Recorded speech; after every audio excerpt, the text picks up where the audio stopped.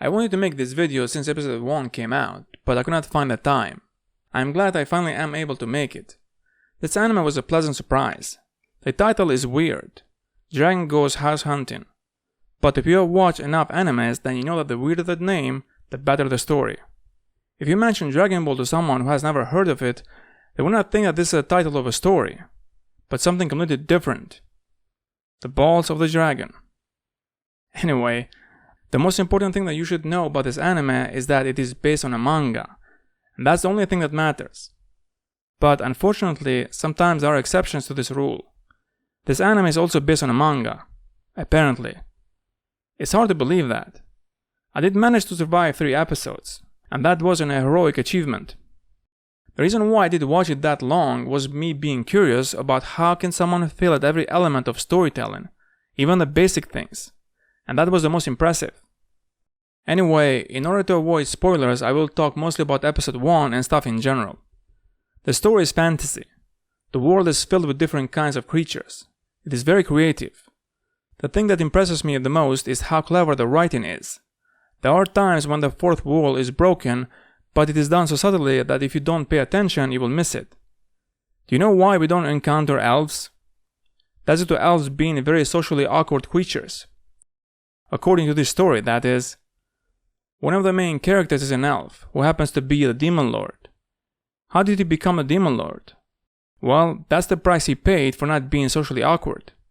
He is very curious and wants to interact with others, and that's how he did end up becoming a Demon Lord. But his main title is a real estate agent, and that's how he met the most terrifying dragon. Terrified dragon. Yeah, that's why the dragon wants a house, so he can be safe from other creatures. Usually it's the other way around, but I guess there are all kinds of dragons. He is surprised as well about that. Especially about his stats being very bad. He can't even fly. So for now his wings are just decoration. Just like a Balrog wings in The Lord of the Rings. Since this is a world where every creature gets the same treatment, guess who looks really bad? Heroes. In other stories, heroes are always the good guys. But not in this story. Which is hilarious. It is a very interesting perspective. I wish I could show you this scene where the dragon encounters the heroes, but I cannot due to copyrights. But here's a recap. When the heroes saw the dragon, one of them decided to give a quite heroic speech. It would seem that your luck ends here, foul beast. By the way, I really appreciate that the animators gave a divine spotlight to the heroes to make it even more dramatic. The irony.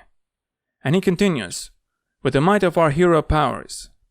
In other stories, this seems like a great setup, but try to guess what was the dragon's response.